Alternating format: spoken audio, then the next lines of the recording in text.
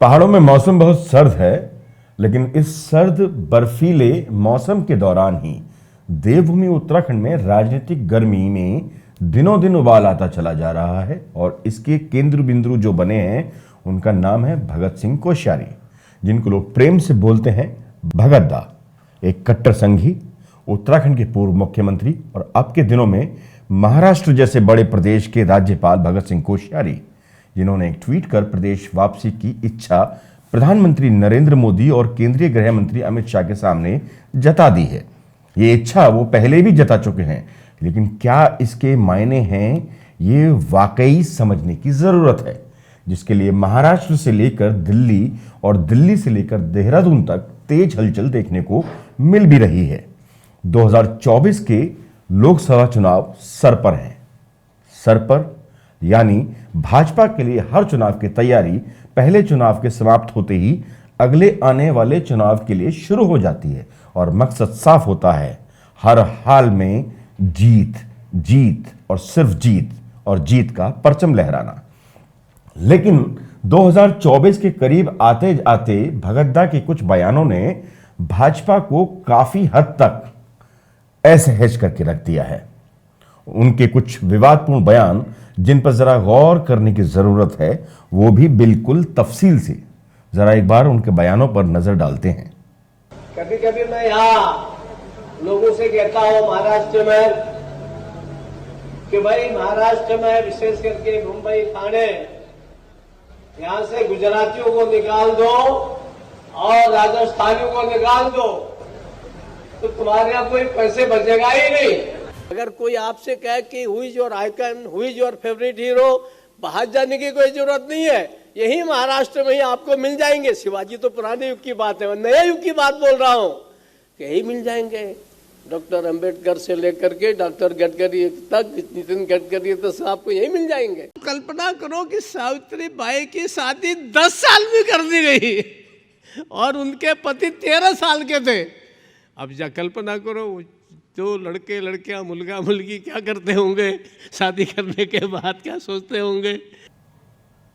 इन बयानों को देने के बाद लगातार महाराष्ट्र जैसे बड़े राज्य में भाजपा को काफी हद तक आलोचना का शिकार दिनों दिन होना पड़ा, क्योंकि उसकी वजह भगत दा खुद बन गए हैं। मुश्किल तब और हो जाती है जब राजनीतिक सहयोगी भी खिलाफ खड़े हो जाएं, जो कि देखने को महाराष्ट्र में इस समय मिल भी रहा है, जहां एक तरफ अपने बयानों को लेकर सड़क से सदन तक भगत दा को लगातार विरोध झेलना पड़ रहा है और उनके साथ ही भाजपा को भी गाहे बगाहे विरोध का सामना करना पड़ रहा है।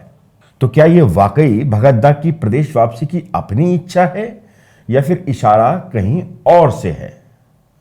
वक्त ऐसा है कि भाजपा 24 को लेकर कोई भी जोखिम लेने को शायद तैयार ही नहीं है, क्योंकि महाराष्ट्र में 48 लोकसभा सीटें हैं और साथ ही साथ देने वाले थोड़ा कम ही हैं।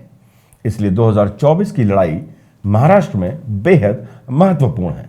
खैर, वजह इच्छा के पीछे कोई भी हो, मगर सच आज का यह है कि भगत सिंह कोश्यारी उत्तराखंड की धरती पर कभी भी दस्तक दे सकते हैं।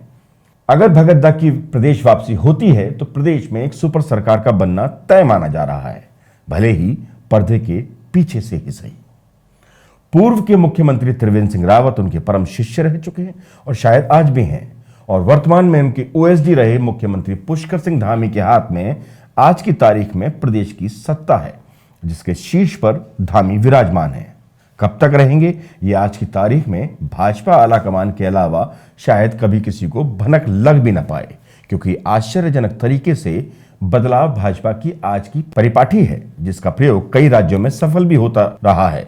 फिर चाहे गुजरात के मुख्यमंत्री सहित पूरी कैबिनेट हो या फिर उत्तराखंड में लगातार मुख्यमंत्रियों में बदलाव या कई अन्य राज्य जहां पर भाजपा ने यह प्रयोग करने के बाद अभूतपूर्व सफलता चुनावों में पाई है। खैर, भविष्य के गर्त में कुछ भी हो, लेकिन भगत दा के आने के बाद उनको सुपरसीड करना शायद न मुख्यमंत्री पुष्कर सिंह धामी चाहेंगे और न ही शायद पूर्व में मुख्यमंत्री रहे त्रिवेंद्र सिंह रावत चाहेंगे। इसके अलावा भी अगर गौर से समझें तो महाराष्ट्र के राजभवन में उत्तराखंड के बड़े नेताओं की दस्तक लगातार दिखाई देती रही है, फिर चाहे वो पुष्कर सिंह धामी हों, त्रिवेंद्र सिंह रावत हों, या फिर पूर्व में भाजपा नेता और अभी कांग्रेस में अलग थलग पड़े शेरे गढ़वाल कहे जाने वाले कद्दावर नेता हरक सिंह रावत हों, या फिर अब खानपुर में एक जबरदस्त दस्तक दे चुके निर्दलीय विधायक उमेश कुमार हों।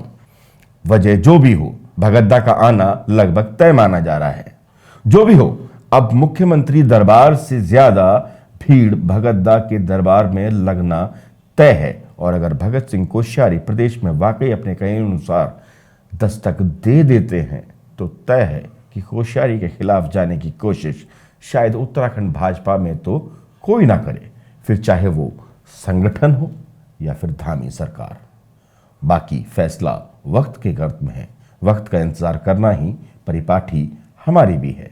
आज के लिए बस इतना ही। नमस्कार।